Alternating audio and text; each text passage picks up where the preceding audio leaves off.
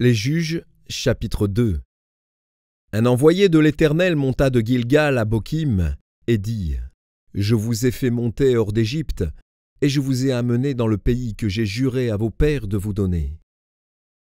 J'ai dit : Jamais je ne romprai mon alliance avec vous.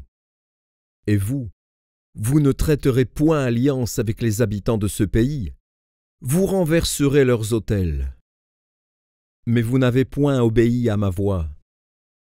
Pourquoi avez-vous fait cela? J'ai dit alors : Je ne les chasserai point devant vous, mais ils seront à vos côtés, et leurs dieux vous seront un piège. Lorsque l'envoyé de l'Éternel eut dit ces paroles à tous les enfants d'Israël, le peuple éleva la voix et pleura. Ils donnèrent à ce lieu le nom de Bokim, et ils y offrirent des sacrifices à l'Éternel. Josué renvoya le peuple, et les enfants d'Israël allèrent chacun dans son héritage pour prendre possession du pays. Le peuple servit l'Éternel pendant toute la vie de Josué, et pendant toute la vie des anciens qui survécurent à Josué et qui avaient vu toutes les grandes choses que l'Éternel avait faites en faveur d'Israël. Josué, fils de Nun, serviteur de l'Éternel, mourut âgé de 110 ans. On l'ensevelit dans le territoire qu'il avait eu en partage, à Timnath-Hérès, dans la montagne d'Éphraïm, au nord de la montagne de Gaash.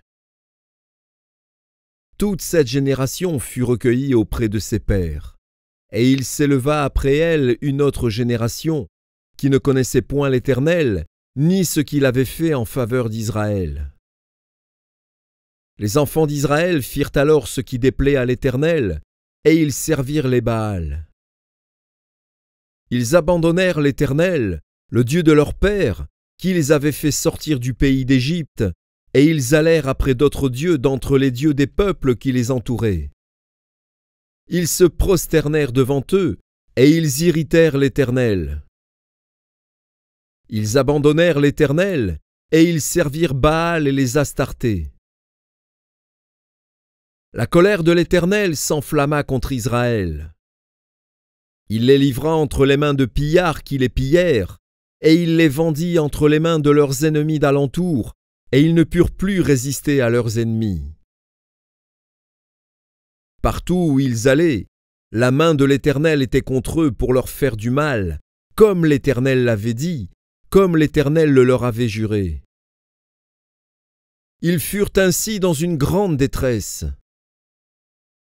L'Éternel suscita des juges, afin qu'ils les délivrassent de la main de ceux qui les pillaient. Mais ils n'écoutèrent pas même leurs juges, car ils se prostituèrent à d'autres dieux, se prosternèrent devant eux. Ils se détournèrent promptement de la voie qu'avait suivie leur père, et ils n'obéirent point comme eux au commandement de l'Éternel. Lorsque l'Éternel leur suscitait des juges, l'Éternel était avec le juge, et il les délivrait de la main de leurs ennemis pendant toute la vie du juge. Car l'Éternel avait pitié de leurs gémissements contre ceux qui les opprimaient et les tourmentaient. Mais, à la mort du juge, ils se corrompaient de nouveau plus que leur père, en allant après d'autres dieux pour les servir et se prosterner devant eux, et ils persévéraient dans la même conduite et le même endurcissement. Alors la colère de l'Éternel s'enflamma contre Israël, et il dit : Puisque cette nation a transgressé mon alliance que j'avais prescrite à ses pères, et puisqu'ils n'ont point obéi à ma voix, je ne chasserai plus devant eux aucune des nations que Josué laissa quand il mourut. C'est ainsi que je mettrai par elle Israël à l'épreuve, pour savoir s'ils prendront garde ou non de suivre la voie de l'Éternel, comme leurs pères y ont pris garde.